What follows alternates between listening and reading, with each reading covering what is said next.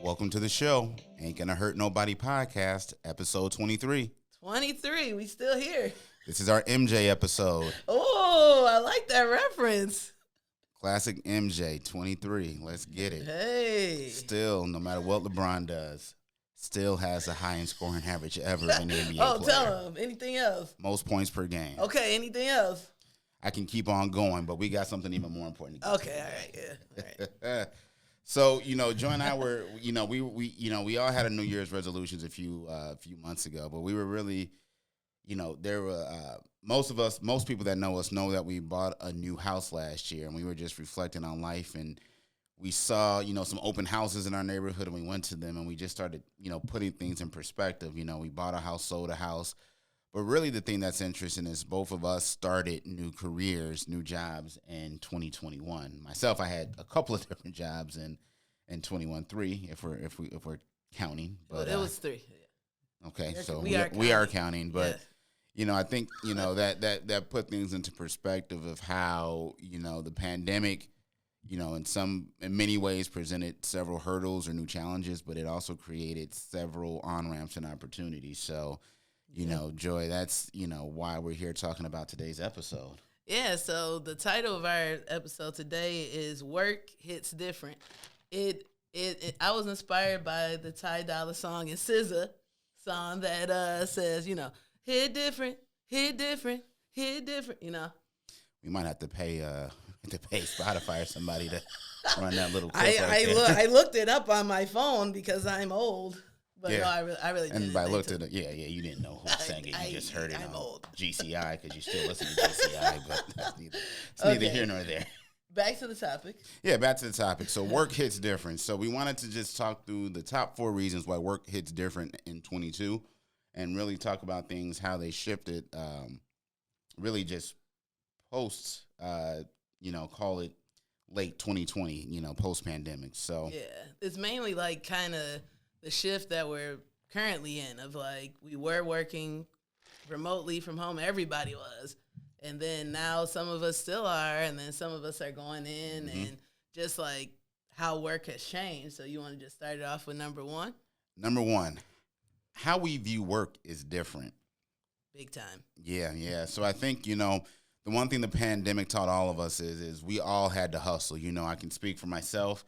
Those that know me know my company shut down their office in Chicago in 2019. So I had already hit the unemployment hustle a year earlier than everybody else. And then 2020, a lot of companies, pulled the trigger and furloughed and laid off a lot of people, most prematurely, But I think, that all put us in a place where we all had to learn how to hustle.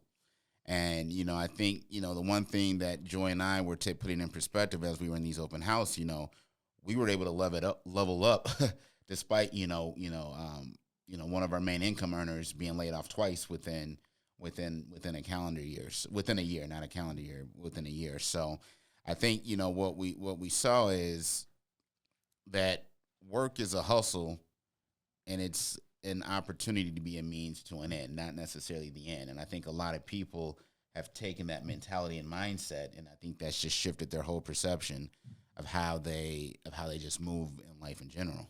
Yeah, like for me, before the pandemic, I used to think of work like, okay, your main job is mainly your investor for like what you actually really want to do. And like what sparked that was that we did Second City. And I was like, man, all these people are doing Second City and they're comedians, they're hee ha ha, whatever, but they have regular 9-to-5s. Like all these artists and creatives you see, they're not making money like that. People really think you be making money like you don't.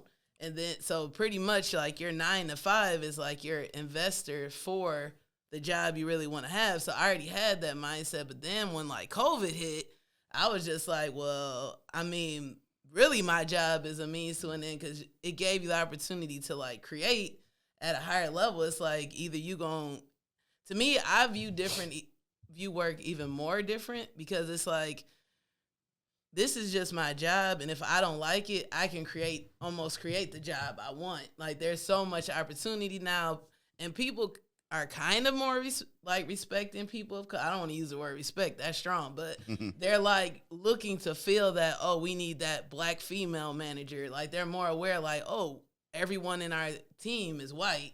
We need, so it's like the opportunities are a little bit more out there. So you view work, it's not like, oh, I need this job, I got to keep this job. It's like, you need it, but it's not as much. I don't know. I don't have as much anxiety about it. Well, I think we figured that everything will be okay. At the end of the day, you're working just to pay bills. And the more money, the proverbial saying, the more money, the more problems. But really, you get up every morning so you can hustle and work. And then, you get raises, you do X, Y, and Z. And then what do? You buy a bigger house. So you now need more money. Then what do? You get married. So you really need a lot more money, lot more money. And then you have kids and you just give up and you just wear T-shirts and jogging pants from now on.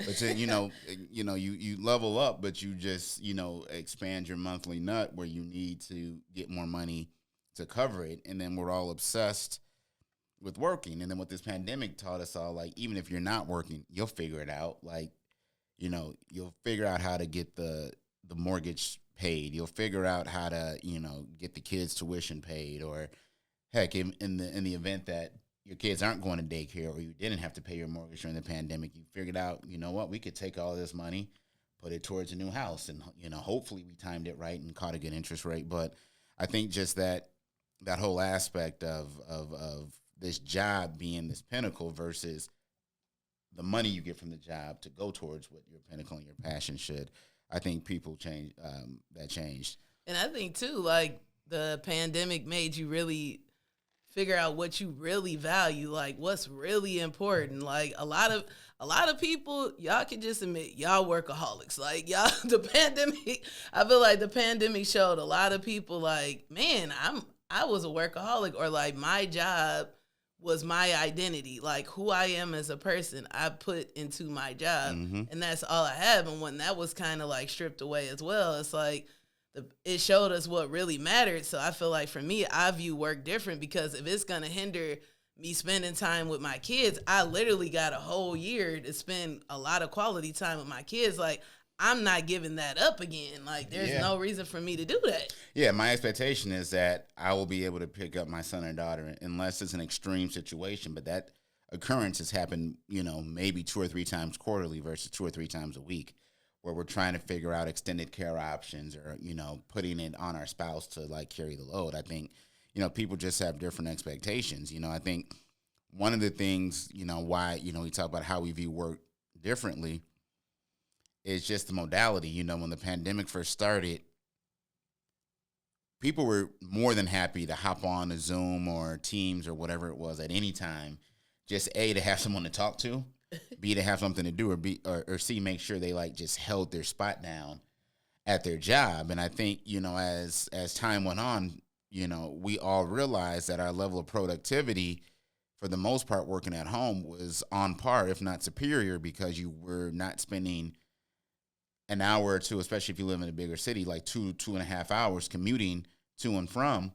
Instead, you're actually able to knock the work out. So when 5:30, 6 o'clock hits, you can more or less shut it down and actually spend that time with the family. So I think, when we think about work, we not only think about how it is a means to an end, not the end, but we also expect to either work from home or be hybrid, just as that's table stakes. That's not like a bonus or benefit. It's like a dental plan. You don't hop to a job because they have a dental plan. Like every company should have a dental plan.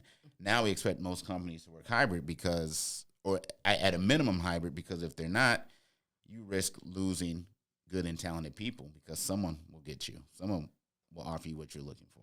And at the same time, it's like, man, my desk setup at home is like mad comfortable. Like, I hate going to my damn job now. It's like, damn, y'all ain't got no dual monitor. Y'all office chair is uncomfortable. Like, dude, I know I'm going off right now, but I don't care. Like, it is like, the bosses gotta step it up. It's like, man, I need a comfortable, I'd rather be at home. It's more comfortable. I'm getting the same amount of work done in like 2 hours that usually would take me maybe 4, because some random lady is talking to me about her kid's wedding that I don't care about. Like, I don't need all this like small talk. I can like actually get my work done quicker. Like, I know a lot of bosses and jobs were upset, like, wow, how are they doing 2 jobs? They should only be doing my job. But it's like, no, your job is like super easy. And a lot of people figured that out when they were at home. Like, yeah, I'm doing 2 jobs plus a side hustle because I got the time. Like, I can manage what I'm doing better. Like, if I want to wake up at 2 a.m. and do my work and go back to sleep, like, I can. I'm at home. I don't have to shower. I don't have to, well, I shouldn't say I don't have to shower. That's because I'll get judged. You do. But I would say, like, you know, you don't have to get, like, ready and, like, as much. Like, now when I got to go to work, I got to make a lunch. I got to get, like, it takes me so much time just getting there that whereas if I was working at home, I could actually be working. You see what I'm saying? Yeah, that's all very true. And I think it's just, you know, we'll get into it more. I think it's just a matter of, you know, equity in terms of those that are required to go in versus those that are not, and understanding that it's a true, not only a time benefit, but it's a social-emotional benefit that comes with it. And I think it's the way of the world now. Like, this is the future. This is the Jetsons now, right? Remember when the boss used to always yell at him? He was like on the screen, like he was, you know, the Wizard of Oz. Like, that's the way the shit is now. Like, you're looking at your boss through a screen, and you're still the same level of connectedness, same level of respect, same level of deference. And in some ways, you have more organizing principles in place because you have to put more things in black and white versus relying on verbal conversations, you know? So, you know, there's a couple of dynamics that make working remotely more difficult. But I think in terms of productivity, I mean, we're at one of the most prosperous times right now in our country, and it's all happening with a lot of us working from our living rooms. So, just how we view work is different. It's just much different. Like, work is something that you're in this space from this time to this time. You're going to make sure you deliver from this time to this time, and you need to pay me every other Friday for what I'm doing, you know, as a result. Because if we're not doing that, something else it will, you know. Somebody else will. The job market is crazy right now. Like, you know, if you know somebody that hasn't leveled up or isn't at least where they were by 2019, they fucking off as far as I'm concerned. I just can't get no job. I'm like, damn, I feel like you ain't even got to put in a damn resume no more. You just can walk in like, I'm here, shit, and they gonna hire you. Minimum wage is 16 in Chicago. Yeah, it's crazy. I ain't never seen this many we're hiring signs. Like, dude, if you can't get a job, it's something wrong with you. Yes. Sorry, I said it. It's true, though.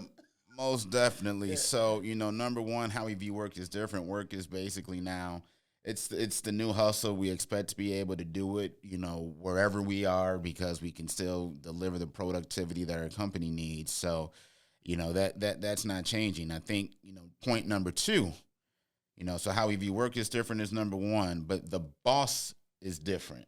Yeah. That's different. So when we talk about the boss, we're not just talking about individuals, right, that you're supervising, but we're talking about the companies and the governance that go there, right? I think, you know, one of the interesting things and what we've seen, you know, we touch on it a little bit. This is one of the tightest labor markets that we've ever seen. You know, we're seeing the economy rise. We're seeing jobs being created. We're seeing new infrastructures being put in place. So for the need for talent is great. What's even more unique is a lot of people in the C-suite, like your top level executives, they're talking more and more about equity and diversity more than ever. I think the conversations around equity are up close to 600%, according to a study we were just reading in the Harvard Review before this, right? And it's insane to see, you know, what that actually entails, because equity, you know, doesn't just mean like people of color, right? Equity speaks to the advantages that, you know, a parent, you know, someone with kids might have versus someone who doesn't have a kid. The advantages that obviously, you know, the racial inequities and how we kind of bridge some of those gaps. We're also talking about, again, the time inequities. You know, people, you know, now, you know, you have to deal with people who, you know, some people, you know, before the pandemic, and rare instances were allowed to work remotely while the rest of the team had to be in a place. But that was, you know, more the exception versus the expectation, right?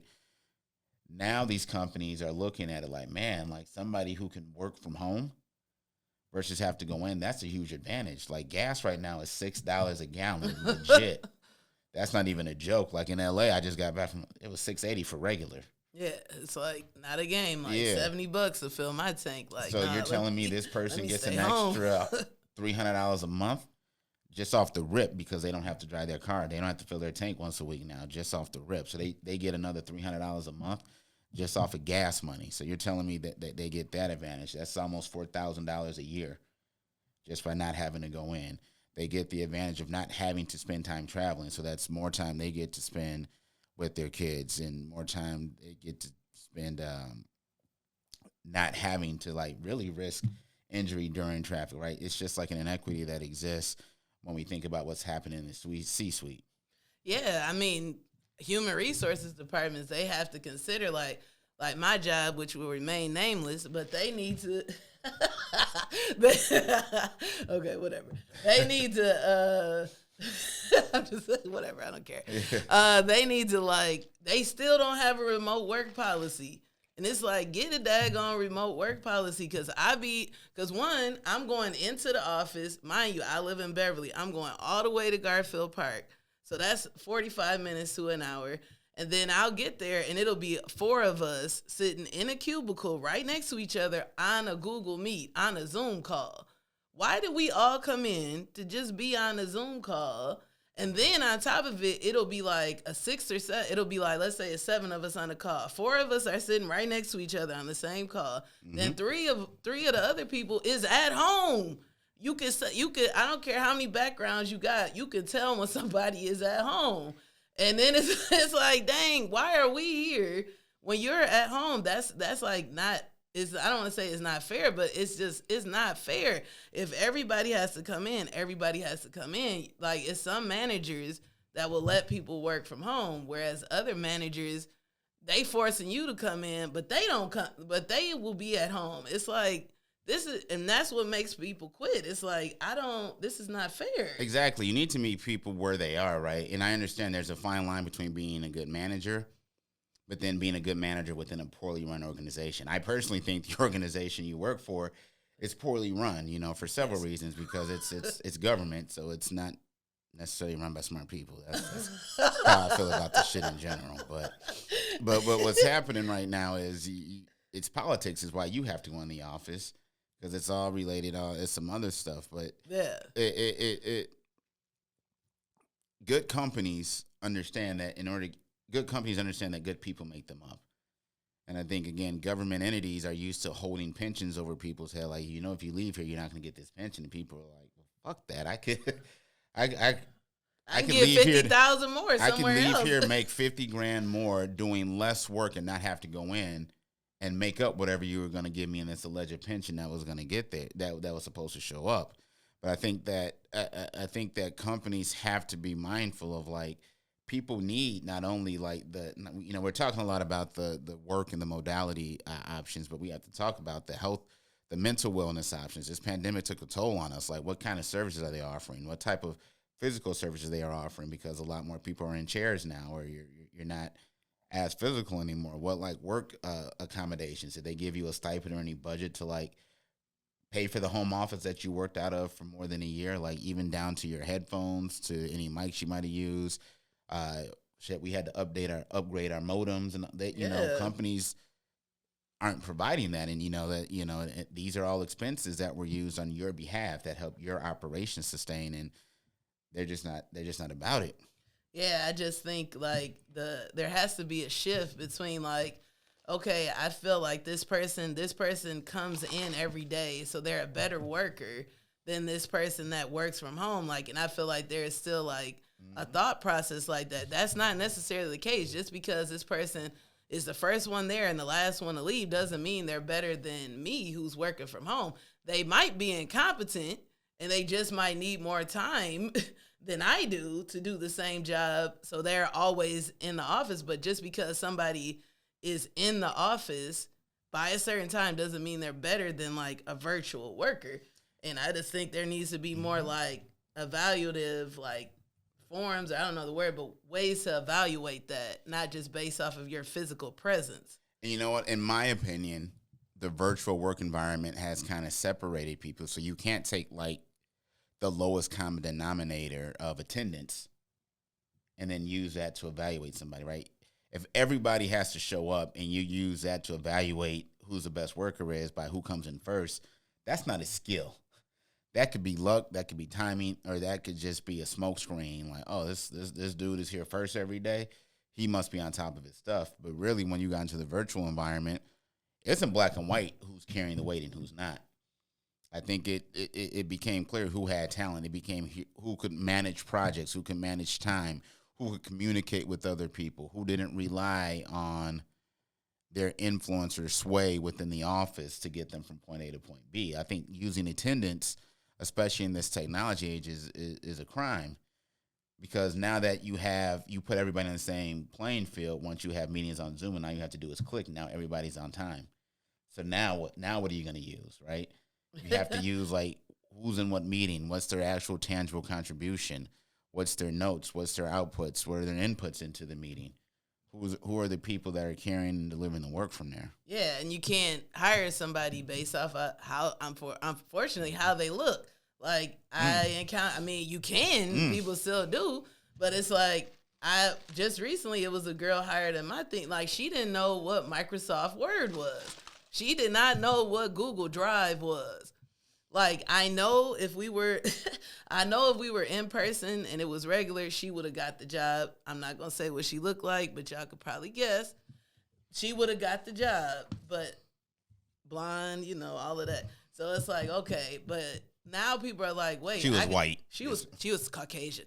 Now it's like, oh, you don't know Google Drive? Like, I don't have the time to meet with you virtually to explain Google Drive. Like, I feel like a lot of people were dependent on other coworkers, and they would like shine because of somebody else's work. And I just feel virtually that took, that away a little bit. Yes. And then also, just to finish out this point, I feel like work has to be different, or the boss has to be different, because we're in such a political, divisive environment. And if you don't say where you stand, like, you will lose workers because of that. Like, I feel like they didn't have to really have a voice in that regard in the past, but now they do. You really do, because that's what we all expect now. Like, I think the number, I think Trump put it out there. I think you saw a lot of colored people you known for 20 plus years kind of showed their ass while he was in office. And then, the unfortunate execution of George Floyd, a lot of people, wanted to show their ass, but then I think that was that moment people realized, like, things are really fucked up, but hasn't really changed stuff. And then you kind of galvanize that with all the police brutality against blacks specifically. I think we've seen a point, like, we have the ability to create our own stuff, buy our own stuff, produce our own stuff. Like, company X, if you want us to fuck with you, like, you need to take a stand. And that's what they're all doing now. I'm surprised more companies haven't responded on your boy Will Smith.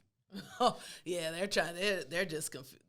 They're confused. They don't know, like, they don't know what to say or what to do. Like, and I would kind of feel that way too, because you're just trying to see, like, how is it going to play out?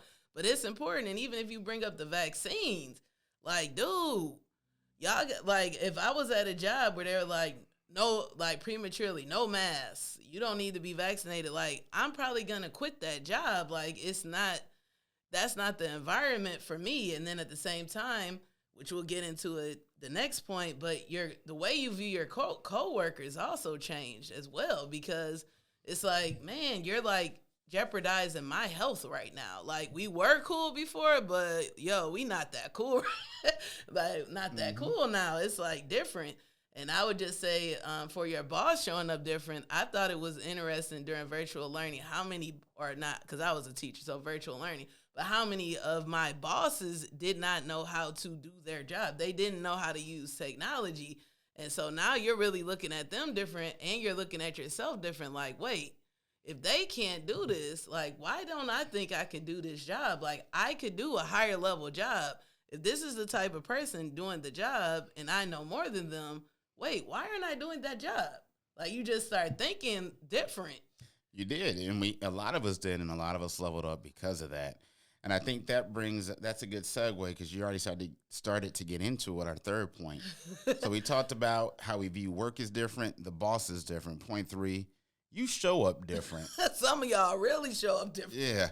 So I think what we're talking about that, right? There's your on-camera persona, and then there's your in-person persona. I think those of us who got hired, those of us who were hired and were new employees during pandemic, I think it was a pleasure for me to see the number of black and brown faces on the screen because I know I never saw that many black and brown faces in meetings in person when I was there. So just seeing the way we showed up in that regards. But I think just the way you present, the way you speak, the way you carry yourself, like it's only from here up, from here to here. So you're not judged on your shoes. You're not judged on how you wear, your general swag. Studies show that people with height get viewed more favorably. The pandemic was an equalizer in a lot of ways. A lot of ways. I think people, you have a lot of people who get by, their talent is okay, but their social game is on point, whether it's at happy hours, whether it's finding ways to schmooze with the bosses or, they played that game. That went away. So it became about who could, we're not talking about practice. We're talking about the game. Yeah. And I mean, too, like even with George Floyd occurring during the pandemic, I feel like it definitely made a change for me in my career. Because, I mean, as a black woman, you're used to either somebody, stealing your ideas and acting like it was their idea, or just 2, people over talking you and not really never ever letting you talk. Like, this is the first time in my career where I actually feel heard, where I actually feel like if I say something, it'll be respected, or respect, that's a strong word, but it might be like considered like, oh, I guess some black people do have some good points. So it's like, yeah, we been had good points. Yeah, it's just like more people seem like they're like, okay, let me give her a chance. Let me give her a shot. I am starting to realize I have not given her a shot. Let me try this out. Absolutely. And that goes back to equity being a focus of a lot of C-suites, right? We're going to start, we see a lot of diversity and equity hires within organizations. I think, those that were skeptical about those hires, I think you're seeing those are more people in charge of just the company's culture, not just diversity and equity, but making sure, again, that the tools that people need to be productive in life are included, right? I know my current company, and I've told this to everybody from the president down. I never thought that I would find the peace and balance that I have found at a job within this company, because they've made a substantial divestment in equity measures and making sure people have time to do them. And again, we're not talking about just black talent. I'm talking about making sure that as a parent, I have the ability to pick up my children when I need to. As a black man, I have the resources and the ability to connect. I have the ability, I've only been at this company less than 6 months, and I've been mentoring a young man for 4 months of that time, right? And it's something that, you want to do. And, my company makes sure that they're connecting, black people with other younger black people to make sure you have somebody to talk to. Because I didn't necessarily have that unless I sought it out. Yeah. It's the company bringing in that aspect. So I think, we're talking about you show up differently, on camera versus in person. But I think you have companies who are making the investment to make sure that when we do show up in person and that when we do show up, we feel supported, and we are supported with the tools to be successful. Yeah, and I just think, like, they say, and it's, a lot of studies say that women and people of color, they prefer to work remotely. And I know I felt more safe working remotely. I could turn my camera off. Yeah. I could put my opinion in the chat and you would just be like, oh man, that's deep. Like you would see Joy Blake, like, you don't know what color I am if my camera's turned off and I have a random avatar. Like, I just feel like it just made a difference. Like, for me, I was hired remotely. Like, I'm still meeting people a year later. Like, on Friday, I met 3 people for the first time in person. They never met me in person. And it really, you can and that showing up differently can be in a positive way, but it also can flip to a very negative way as well, because with virtual, when you were working remotely, you had a lot of control, way more control than I feel people realize. You can control your background, the way the way you talk, the way you look, and then you might have social anxiety. Like, you might not be good around people. Exactly. So working remotely was like good for some people until they had to come back, and then they had to be social, So it's like two sides to it. Yeah, I think, again, those interpersonal skills and those social dynamics, I think that's kind of the I'll call it the duality that, companies have to face. Like, in some ways, you want people to be together, so your job has a culture, because in the absence of culture, it's just time on a screen, and then it doesn't necessarily endure loyalty. If a company has a great culture, beyond just the financial side of it, like, that's reasons to stay. If a company has no culture or poor culture, that's reasons to go. I think in the virtual world, I think a lot of companies, and I think rightfully so, they're afraid that people are going to leave in the absence of culture, especially younger people who are new to a field. I've seen it already happen within, the short time I've been at my current company. I've seen people leave. They say, hey, I moved to Chicago for the Chicago experience. I thought things were opening up, but then Delta variant here. So I've been here a year. I don't know anybody in this city. I'm just going to move to this city and start all over. There's less restrictions, blah, blah, blah. And nothing the company did wrong, not that the work wasn't challenging, didn't feel rewarding, but they felt there was an absence of any type of culture from them to respond to. No type of a social-emotional connection to their coworkers. And that type of stuff, you'll stay at a job, 2-3 years longer if the people you work with is cool. I probably stayed at a job several years longer than I should have. But the people I work with, was cool. So, that it just hit in a certain way. So I think, it's interesting in the virtual environment, because of I've always worked in a field where I've had to speak or I've had to present, whether it's ideas, concepts, or myself going on camera. For me, I felt it was an easy transition. In some ways, it let some of my bigger aspects shine, some of my more enduring professional qualities shine. And also, there's a such thing like people have biases. I'm a big dude. Some people love it. Some people hate it. But, I know for a fact there's certain jobs and companies. I'm not going to name who you are, but I killed it on the phone and I showed up in person. I saw this happen. Certain, companies in Detroit, I'm not going to name. Apparel companies, but it's neither here nor there. You get there, You're just not as intimidating. Correct. Virtually as a black person. There's nothing like a 6 foot, 300-pound black dude, which will make you, you change your whole look when you. And as a black woman, there's already the stereotype. Oh, she's aggressive. She's gonna be mean. And I just feel like virtually, it was just like it wasn't as easy for them to do that. Like, they couldn't misread a facial expression because it's just like a lot of things that.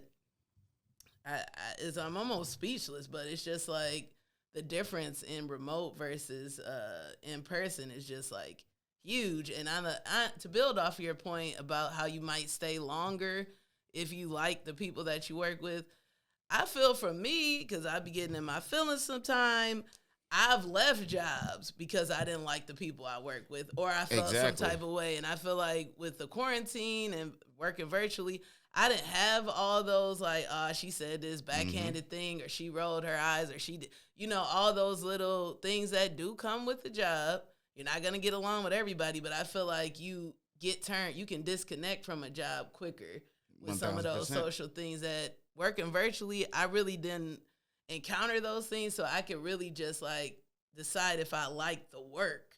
Exactly. Right? And I feel like that's something people do need to focus on. Like, okay, people gonna get on your nerves, whatever, but do you actually like the work? And if you do, then figure out how you can move around that. But if you don't like the work, plus you don't like the people, then it's what you doing? Yeah, why you there? You just stressing yourself out for 8-9 hours a day for no reason. So I think it's all smart moves. I think the final thing I want to say, just to wrap up this point, how do I say this? As people got more savvy with technology, you mentioned how people didn't know what any of the Google tools were. how people didn't know what Microsoft Word were. I feel like as I don't want to say the technology gap is closing because I feel like it's really not. But I feel like, as people go back in person, I feel that companies eventually are going to start using different metrics to evaluate like actual performance. And I think they have to be more technology based. I think at some point, there's going to be some company, Microsoft or Zoom, whoever it is, who's going to start giving you like feedback on like how much somebody actually adds to a conversation. Like if it's going to give a stat like Coley was in a total of 432 meetings in 2022. And within those meetings, he spoke a total of 8% of the time, while this person spoke 22% of the time of the meetings they were in or they were on, or this person was on camera. Like eventually those stats are going to start to come into play. And those are the things they're going to be start using during evaluations. Not saying the only thing, but people could start looking at the quality of your work.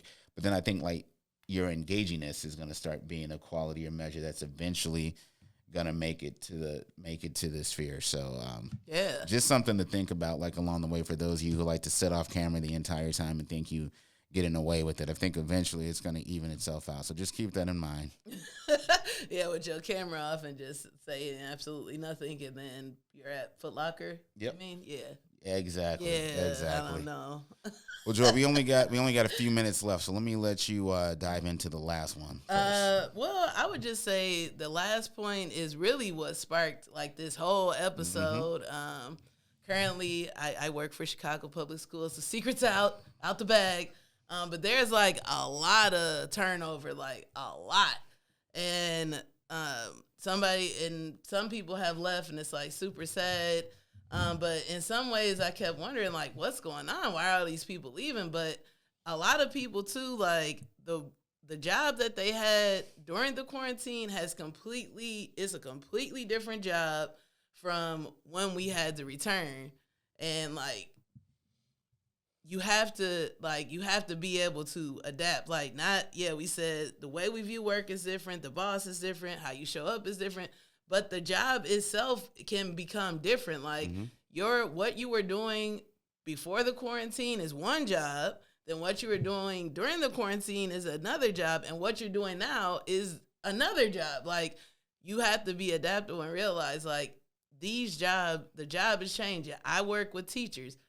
I mean, like everybody knows the quarantine shows that some teachers didn't know how to use technology and weren't that good of teachers. Nobody would know that because nobody's in their classroom in regular times. But now everybody's in your classroom during remote learning. Everybody can see that all you do is show YouTube videos.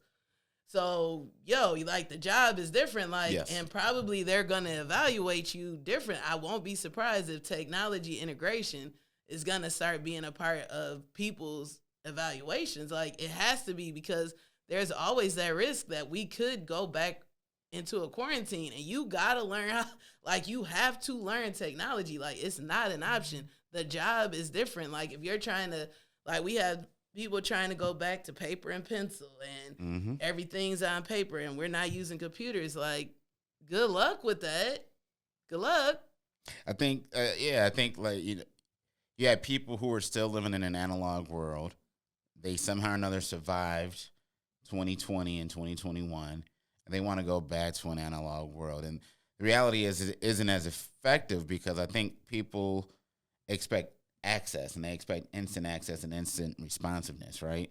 So I think in, the case of your job, especially, and it's easy because all of us got to have a front row seat to our teachers, our children and their teachers in 2021, and gain a new respect in some ways for teachers and what you deal with in classroom management and the kids.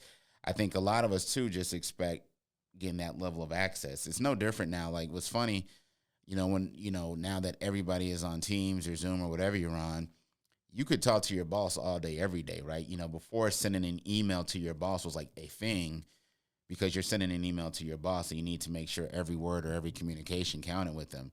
Now it's just like how you speak because it's not like you're doing drive-bys by their office anymore. Say, hey, just want to check in with you. Now it's like a fully drafted piece of communication that's in black and white that is going to live forever. So I think in that way, the job is different because you can't just work in your own silo anymore. I think that's the dynamic shift that we have there. I think another big thing about the job being different, I think, we talked about a lot of people jumping jobs. I think a lot of people are trying to redefine their department or their role within their current organization because they might like the culture that existed pre-pandemic, during pandemic, and they want to stay there. But the reality is, their role may have been obsoleted, and or they might feel like you've been talking about consistently, like the need to integrate technology, or they want to take that on because it's not there. So I think, if you have, a boss or a leader who has an agenda and you don't fit into that, you just have to be ready to pivot because right now you have options. So you don't have to put up with anybody's shit if they're coming after you because there's something out there that you'll probably make more money and you'll probably actually be a better cultural fit to what they're doing, presently and in the future. Yeah, that agenda, that's deep. That's true. Like people do have an agenda, and either you're gonna fit within it or you're not. And it's like you could take it personal, or this is the best time ever to just move on. Like yes. Keep it moving and make your own agenda. That's it. And 1,000%. Well, Joe, I don't know how much you have left on that point, but I think we're coming close to time. We can wrap it up. Cool. So, like with every show, all 23 episodes, all airness episode, our airness episode, we like to do things we wish we would have known. So for this particular episode, it's always a theme with me, but I think I'll hit this one off if you don't mind. Go for it. All right. So we talk about how work hit differently. I think, again, the thing I wish I would have known is, this whole perspective, and I think we'll probably do an episode, but your job really is a means to an end. We're all conditioned to expect our job to provide us happiness, but the job doesn't exist for you to do. I'm looking at the camera. Your job doesn't exist for you to do that. Your job is there to give you your paycheck every 2 weeks. It's not their job to provide you some level of spiritual happiness, emotional happiness. It's not their job to make sure your wife is even happy, right? They need to give you the on-ramps and the tools and the ability to do that, and that biggest one is the money. But there's also, if they're making investments and programs and criteria, please take advantage of those, So the thing I wish I would have known is my job isn't there to provide me my spiritual breakfast, lunch, and dinner. Like, that's on me to figure out what's going to bring me my happy. My job just needs to, again, create a safe environment for me to exist 9 to 5, and then give me my paycheck every other Friday. Things I wish I would have known. Okay, well, I would say the thing that I wish I would have known is that it's very important to build a network. And remember, like, when people are like, yeah, don't burn that bridge, you might have to go across it again. Like, that shit is true. Like, don't burn that bridge. You might have to come across it again. Your job might suck. You might have to go back to where you were before. You might have to eat some humble pie and, like, go back or go a different route. And then on top of it, like, sometimes when people leave, even if it's in, like, not the most ideal situation, you might feel sad, but at the same time, it's like some people is going to be just fine. Like, when things change, I feel like don't take it so personal. Like, oh man, maybe if I did something different, this or this wouldn't happen. But in some situations, I feel like some people are going to be like just fine. And you just have to focus on making sure that you're just fine. Like setting yourself up so that if something goes awry, that you have a network and supportive people that'll be like, oh, I can help you over here. I got this job here. I got this connection here. Like, it shouldn't be so much focus on, like, other people because they're going to look out for themselves. 1,000%. You got to look out for yourself. That's it. That's all. Just to build on Joy's point, 80% of all employment comes through a relationship, an existing relationship or connection. Just keep that in mind.